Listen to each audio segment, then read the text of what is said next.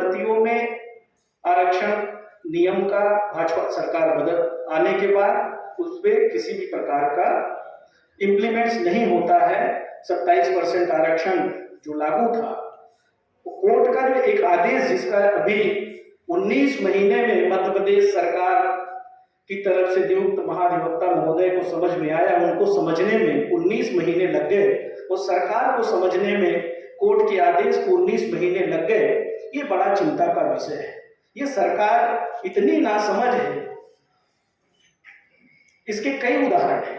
Bharatiya Janata party जब भी हमारी सरकार देश में प्रदेश में कांग्रेस पार्टी के नेताओं ने, हमारी सरकारों ने कोई कानून बनाया, चाहे वो रोजगार गारंटी कानून हो और चाहे खाद्य सुरक्षा अधिनियम हो, और ऐसे बहुत सारे कानून बनाए जिसका इन लोगों ने मखौल उड़ाने का काम किया और इनको समझने में बहुत टाइम लग गया। और यही देश के प्रधानमंत्री और भाजपा के नेताओं ने कोविड के समय हमारे बनाए हुए कानूनों की भूरी भूरी प्रशंसा की, चाहे वो खाद्यान्न से संबंधित रहा हो और चाहे मनरेगा में मजदूरी से संबंधित रहा हो।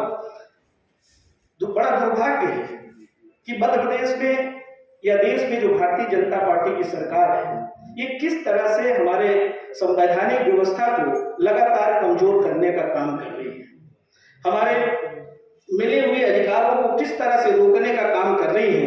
इसका जीता जागता उदाहरण जो अभी इन्होंने नोटिफिकेशन जारी किया है, 19 महीने के बाद मुख्यमंत्री जी को समझ में आया, इनके मंत्रियों को समझ में आया। और समझ में कब आया? जब कांग्रेस पार्टी के नेता आदरणीय कमलनाथ जी ने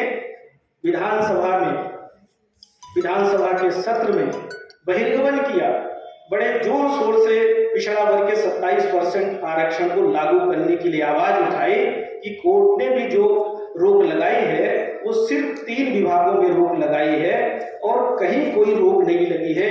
पिछड़ा वर्ग के विभिन्न संगठनों ने जब आंदोलन शुरू कर दिया तब भारतीय जनता पार्टी के नेताओं को समझ में आया। और यहाँ ही नहीं, कई बार भारतीय जनता पार्टी के मंत्री सरकार में बैठे हुए जिम्मेदार लोग बयानबाजी करते हैं, उलूल जुलूल बातें करते हैं, कांग्रेस के ऊपर आरोप लगाते हैं कि ये जो 27% आरक्षण था ये राजनीतिक स्वार्थ के लिए, लोकसभा के लिए, चुनाव के लिए लागू किया गया था। ये पूरी तरह से निरर्थक बातें हैं, इसमें कोई सच्चाई नहीं है। और अगर ऐसा होता तो माननीय कमलनाथ जी इतने संजीदा ढंग से इस विषय को नहीं उठाते।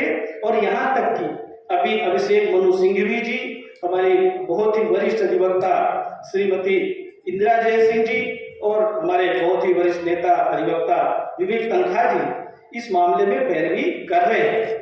और लगातार ओबीसी वेलफेयर एसोसिएशन जो है एडवोकेट्स का, वो और साथ ही साथ जो कांग्रेस समर्थित हमारा अपाक संगठन है अधिकारी कर्मचारियों का, वो लगातार न्यायालय में पिटीशन भी फाइल किए हुए हैं। उस समय आरक्षण का जो रोक लगाने के लिए कुछ संगठनों ने जब आवेदन किया था उसमें भी कैविएट भी फाइल किया था, पर न्यायालय में कोई सुनवाई नहीं हुई। और लगातार हम लोग इस विषय पे कांग्रेस पार्टी के नेता और कांग्रेस पार्टी के सारे लोग चिंतित हैं। और हमेशा अगर हम कह सकते हैं कि देश में जो भी कानून बने हैं न्याय देने के लिए, गरीबों के लिए, उत्थान के लिए, वो कांग्रेस सरकार और कांग्रेस पार्टी ने बनाया है। भारतीय जनता पार्टी का कोई लेना देना नहीं है। एक कानून अभी बनाया है, आप सब देख रहे हैं कि किस तरह से किसान आंदोलित हैं, किस तरह से उनके साथ व्यवहार हो रहा है और कितना वो किसानों के प्रति, गरीबों के प्रति, पिछड़ों के प्रति कितने चिंतित है, इससे आप अंदाजा लगा सकते हैं। तो जिस तरह का हालात शिवराज सिंह जी ने, भाजपा सरकार ने मध्य प्रदेश में पैदा किए, 19 महीने में जिस तरह से हमारे पिछड़ा वर्ग के जो छात्र थे और पिछड़ा वर्ग के जो हमारे नौजवान शिक्षित बेरोजगार थे, जो भी नौकरियों में भर्ती हुई या जो भी एडमिशन की प्रोसेस हुए, उससे जो वंचित रह गए हैं, क्या शिवराज सिंह जी उनको लाभ देंगे?